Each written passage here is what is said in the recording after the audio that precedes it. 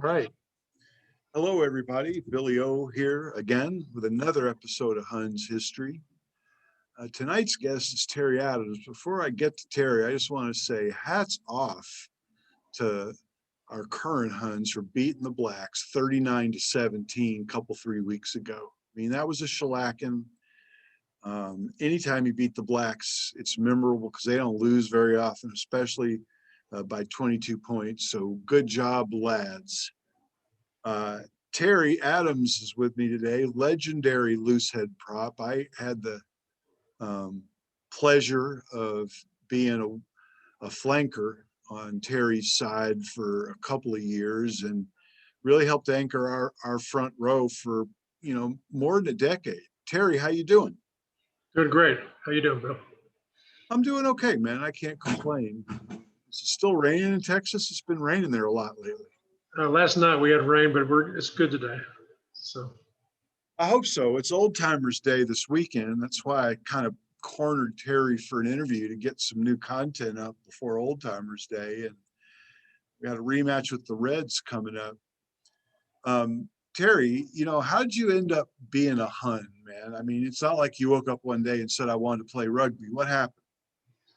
yeah, I just finished college. I hadn't, I was coming up on my first football season without football since fifth grade, and I just happened to be in an apartment complex that had Doug Harlow in it, and Doug was a UT swimmer. I knew him from school, and he said, "Hey, why don't you come out and play rugby?" And I said, "What is that? I don't even know what that is." He said, "Just come out. It's right down the street." It was probably 2 blocks from where I was living. We're at the old school for the deaf, the state property, and I went out there and ran around. Didn't know what I was doing, and almost didn't go, but I did, and my whole life's changed because of it. But I remember I planted Steve Dorr, the form tackle, on that first day, and then my blood was going, and I felt great. So that was wonderful. And then I played my first second side game on Saturday. I had no idea what I was doing. Scored a try. First game ever. So I was hooked. That was it. I'd never run with the ball my whole life. I was always a defensive or offensive lineman, so I was hooked. Where'd you play football in college? Texas. Did you? I didn't know that. Yeah. Did you get on the field much? I got on some, not usually on swap up time, but yeah, I wasn't the biggest guy, but I did all right. What position? Started defensive tackle, ended up as a center at the end of my career, but yeah. Good for you, man. I remember when you came out, and I also remember it wasn't long before you weren't second side anymore. You really strengthened our front row. I switched my background. This is probably the best looking picture that Terry Adams ever took in his life, ladies and gentlemen. That's him on the loose side right there with me, blonde hair, getting all getting all the glory, pushing on his hip. But, there were times the Huns had a really small scrum and got pushed around. And we had Jay Rudd on one side, and Terry ended up being a bookend. Don Chandler was your hooker, right? He was eventually, yeah. He wasn't that first year. I was a second row actually because I was brand new. I didn't know what I was doing. Cauliflower ears, had my ears drained a couple times a week. So I started out as a second row until I think Lumpy was. I'm sorry. It's all right. You're a busy man. Yeah. So I think Lumpy was starting that first year, and then I think it was the second year they moved me to prop, and Jay and I worked pretty well together. That's Lumpy Wayne March. Yeah. Ladies and gentlemen, got his nickname on a road trip for teasing one of the Acuna brothers. And I called him Lumpy after the old Leave It to Beaver character, and it stuck. What's your favorite on-field memory as a Hun? Well, there were so many. I really had my grandkids just walked in, so. That's awesome.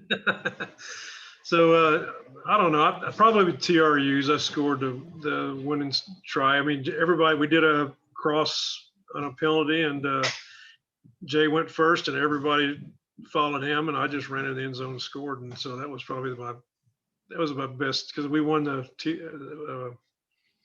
guess that was Western that time that match, but against Denton, we hated Denton, and that's probably the individual one. Just all the playing with the guys was one of my best memories. I really enjoyed the team.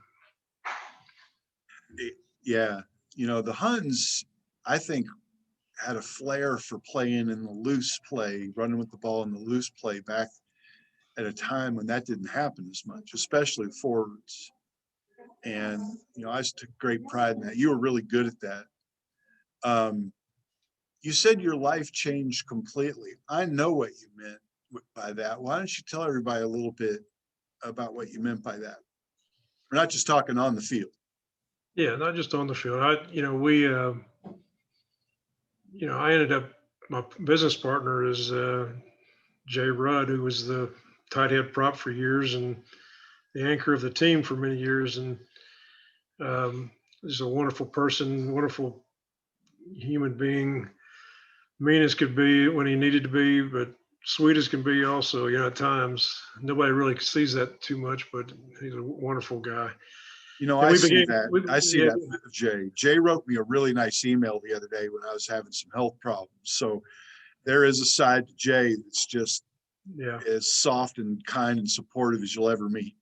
So during the '93 season, I was a project manager on the Alamo Dome project. He was working as a foreman for another masonry contractor, and on the City Hall project. I mean, at the county courthouse in San Antonio. And he and I would just talk after games. And I kind of mentioned, why don't we go into business together? And, Jay, it takes him a while. After a couple of months, he came back and said, let's do it. And then we got a fireplace job, and we started this company.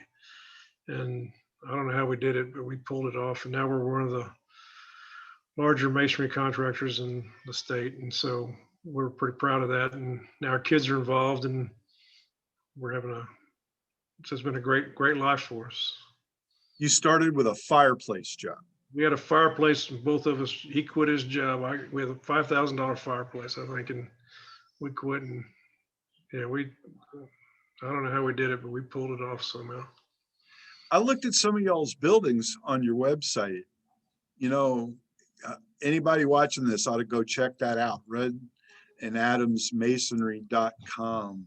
Y'all have built some beautiful big buildings for some incredible clients. I mean, universities, businesses, developers, you name it. I mean, beautiful stuff, not just brick, stone, all kinds of things. Yeah, that's right. Yeah, we've done all kinds of stuff over the years. So we're pretty proud of it. You're proud of that. Over the years, the Huns had a history for partying a little bit occasionally. Who was your most memorable Huns character? Like if you had to pick one, and we have a lot of them. If you had to pick one, there's so many. Yeah, I would guess it's Dan Persico. Dan. I was kind of a naive country boy, and even though I'd gone through UT, I was pretty conservative. I didn't know what was going on. I'd go to nasties, and he was probably the first guy that ever kissed me on the lips, which I'd freak me out, but I survived it, and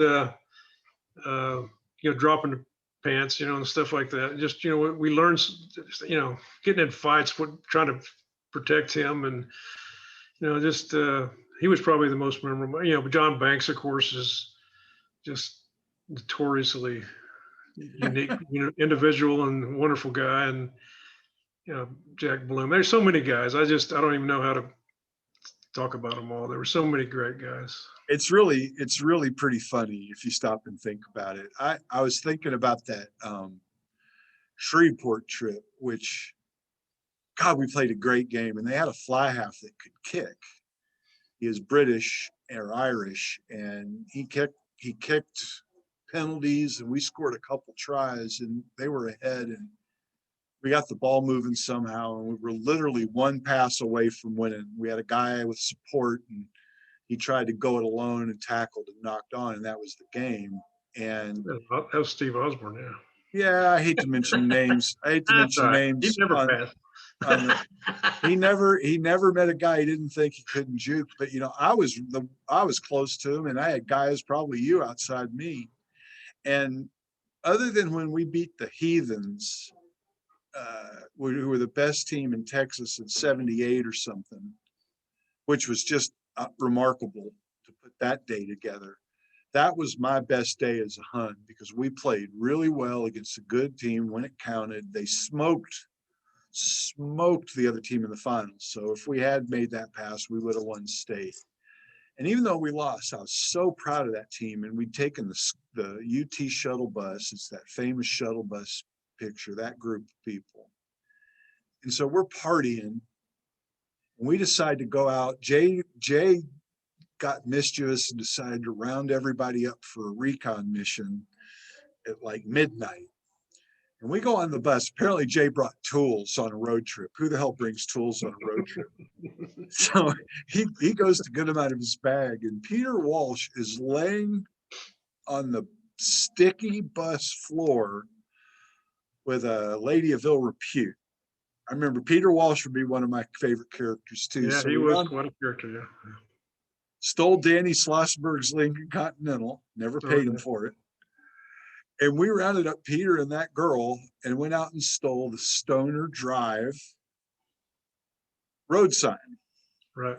Because we thought it was funny, like laying in the bushes when cars would drive by. And I've asked so many people, nobody knows what happened to that sign. I figured you and Jay had it. Jay says, Bill, I thought you had it. Yeah, I don't know. I don't have it, but that was a great story. That was quite a night. You had to think that we played the next day and survived it. So we whooped them in the consolation match. Yeah.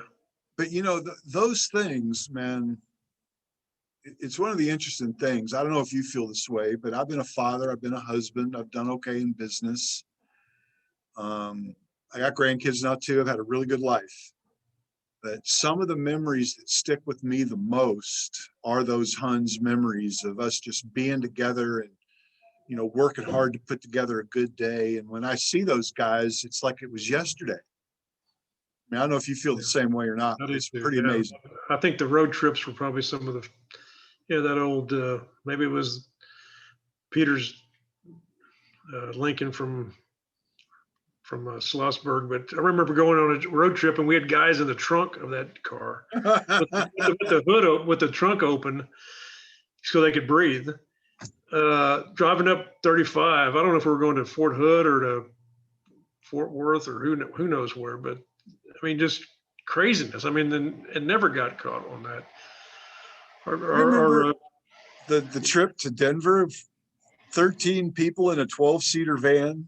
Yeah, it was crazy. And then trying to drive home from that after playing sevens all day and partying the whole night before, and the trip home was exhausting. Jay and I were the only ones y'all would let drive or were willing to drive because y'all were all wiped out. And y'all were laughing at us. Y'all were laughing at somebody gave me something. And so I was up crazy, you know, not that I don't talk a lot already, but talking a mile a minute and, you know, talking some crazy funny shit. I was sitting on that mid panel, the mid panel that covers the engine or something in those old vans, telling jokes, and you and Jay were just looking at me and laughing and yeah, man. I mean, like I said, I've had a couple health things lately, and Jay wrote me an email just out of the blue, and a lot of guys have lately. And, you know, that kind of shit's really important, man. And the Huns are important. You know, what we did, and I'm really proud of this, then and now with our old boys support, look at what this club's doing now. Last year, 3 sides, beat the Reds 3 times, played the Blacks tough. We beat the Blacks this year. Last year, we had 170 kids in Huns Youth Rugby. We got a little bit of money put away for a rainy day. I mean, a lot of guys involved now.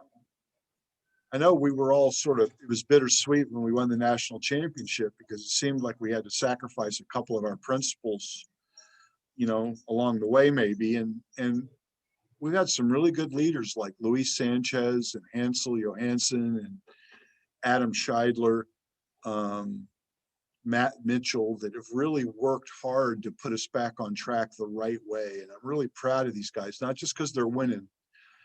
We got sons of Huns leading the team right now, Alex Reese and Grant Beadle. I mean, I'm really just proud, and I feel proud that we built a foundation. It's Yeah, important. there were times that we were lucky to field aside, and so we're it's amazing what they've done, turn this club around, and yeah, Well, and the right way, yeah, the right way.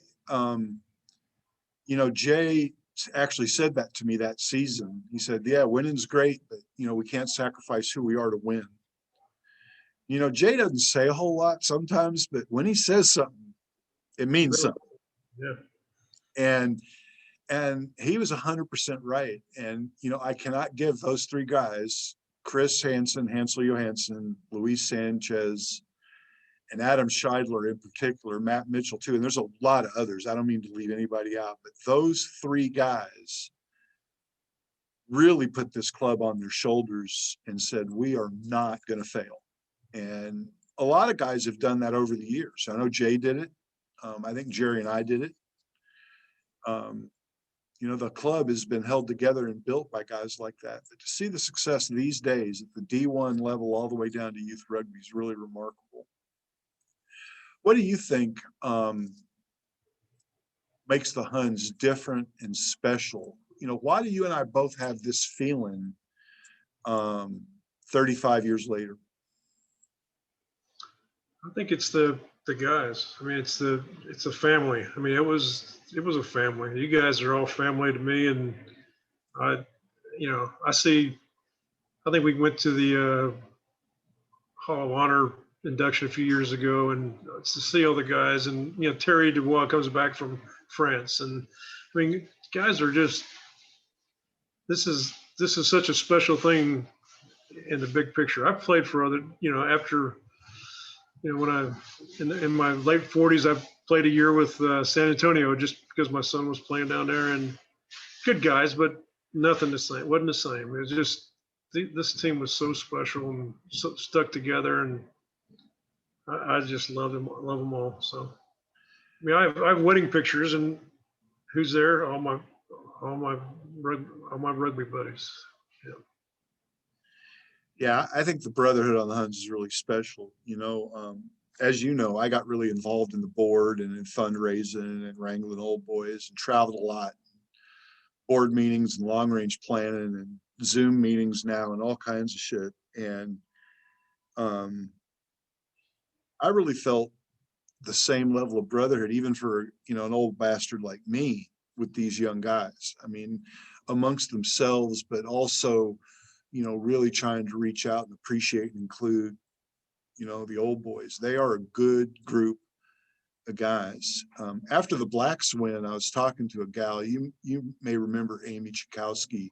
Her brother, Steve Chikowski, played for the Huns before you did and played for the Blacks. And, Amy dated Poot for a while. So she's been around. She knows everybody. And I asked her what she thought of the game. And she said, it's interesting. I love the Blacks, but they're a little bit cliquish, and that's just the way they are and the way they've always been. And the Huns really found a way to stick together during COVID. And I think that was apparent with how well they played in that game. And, for an outsider to see that and note that, and by the way, she meant no ill will toward the Blacks, nor do I. You got to have respect for them. They're really good. But for an outsider to notice and be able to articulate, that's pretty amazing. That's right. Yeah. Oh, anything else you want to say? I appreciate you sitting down for a minute for Huns history during Old Boys Week 2021. Anything else you want to say about the Huns or anything in general? No, I'm very proud of the guys, the current players and team and leadership. I'm still proud to be a Hun. and they're. I don't get out there as much as I should, but I got to work this weekend. But I'll be rooting you on anyway. So I'm just always a Hun. Amen to that, brother. I'm proud to be a Hun too. All right, we're going to sign off. It's really good to see you, man. I wish we, all didn't live so far apart and we got to see each other more, but congratulations on everything, man. Your business, your grandkids. It's great to be a Hun, but it's also kind of weird to be in our 60s and look at each other and go, God damn, we made it. We had a life, a good life. Yeah, good life. That's right. All right, man. Take care. Love you. Huns. See ya. Bye.